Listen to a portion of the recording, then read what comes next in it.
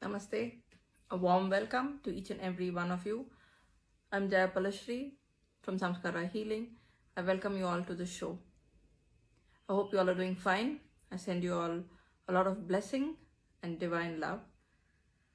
I have been speaking about the samskars, the 16 samskars, and this is my 4th episode. So as I progress and as I speak and move forward, thank you for your feedbacks. Thank you for all that you all have been saying. It has helped me progress with what I'm speaking. And not only that, what is truly interesting is that I'm not only sharing information with you all, it's a learning process for me too, because these are things we knew, these are things that we have grown up with, but with time we tend to just neglect it, forget it, and sometimes we're just so oblivious to what's around us that we don't pay attention to the minor details or the important aspects of rites of passage. And then at times we have diluted certain rites of passage, we have pushed certain things off, certain things we do, certain rites of passages are till today pretty evident and done in the same way how it was done before, whereas some have been brought down, fine-tuned, and some have been just pushed aside and not given that much importance anymore. I did speak about a whole lot of rituals starting from the very beginning of the time of conception, which is the Garbhadana, to baby shower, to the time of birth,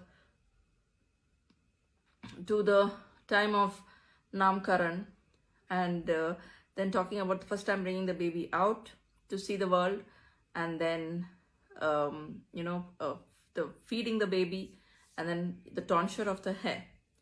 So these are all the various rites of passage that I've already spoken to you all about and spoke about the importance and why it's done. Now we move on to the next rites of passage. So the next rites of passage is called Karna Veda. Karna Veda literally means is the piercing of the ear. Each one again do it at their own period of time depending on their family traditions and customs and so on.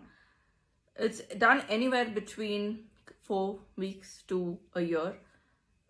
It depends from person to person when they do. And what they usually do is, it's a tradition which is done, and a gold, like a golden kind of it's like a thread or like a thing is put in with a silver needle, and the first cup till the ear is set, and then after that you put the earring.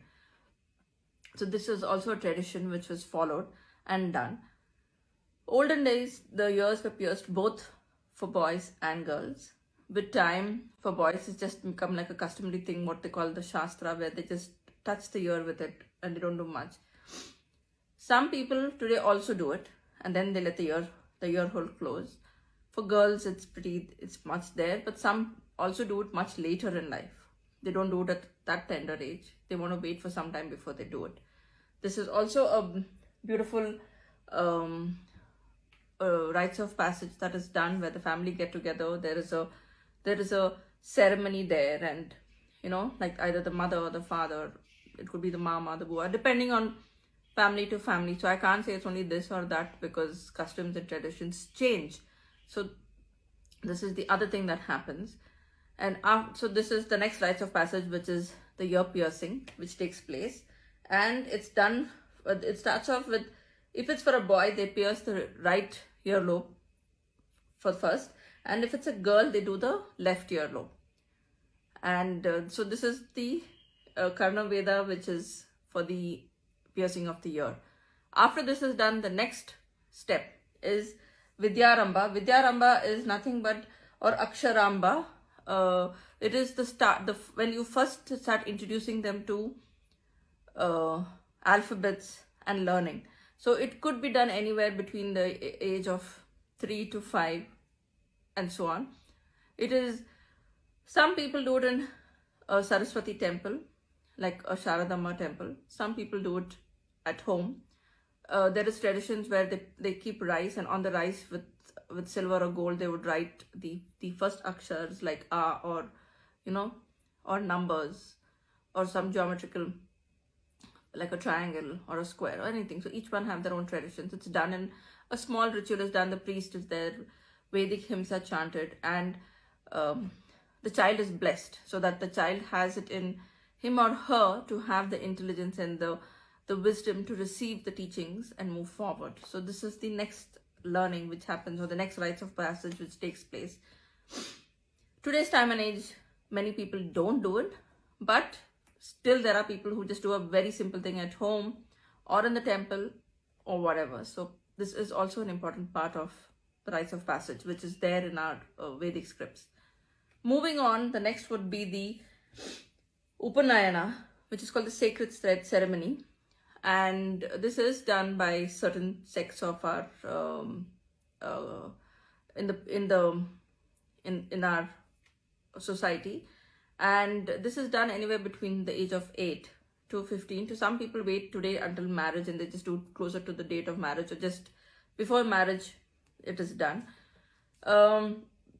This is also an important threshold, and in some texts it is compared, Upanayana is very much compared to baptism. It's where you give them the sacred hymn and the procedure, whatever is done for the Upanayana, where the sacred thread is put. So this is another important rites of passage which happens in this age of 8 to 15, or sometimes today, they wait for them to get married and then the rites of passage is given to them. Upanayana, after Upanayana, this is the olden days, they used to do the Upanayana and then they used to be sent to the Gurukul, where they would get the teachings from the teacher, where they would prepare them and get them to being part of whatever. If the father was a Kshatriya, they were taught those things. The father was a Brahmin, so that the son could follow those steps and move forward. So that is how it was taught. After that was done, the next thing that would happen is Vedaramba, which is Vedaramba is where they are prepared and taught Vedas and Upanishads. So there was a procedure done just after Upanayana, where after that they used to be put through this initial ritual for rites of passage before the Vedic scripts and Upanishads and everything was taught to them. So this was the next rites of passage that took place. And by the time they reached the age of 16 and moved forward into thing, they would reach the adolescent age, and they used to have the pubic hair growing, like you have your hair growing, and like everything, your facial hair growing, I'm sorry, to be more precise. So having your facial hair growing and everything. So for that, they used to, there was a rites of passage called Keshanta, where there was a ritual rites of passage done where they would teach them how to shave their hair, the facial hair, and things like that. And for girls, there was also a thing called Ritu Suddhi, which is when they used to reach the age of puberty and they used to mature and grow up.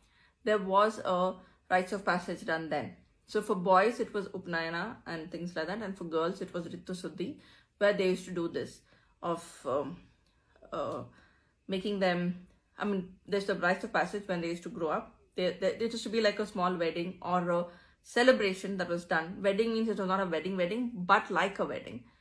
Celebrations were done, and family, friends, everyone were called, and everyone would bless the girl, and things like that.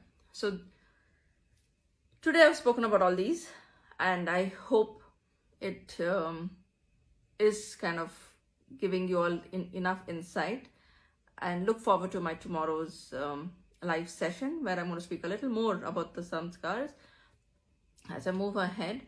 I thank you so much for being part of this live show. I thank you for watching, and once again, thank you for your feedback.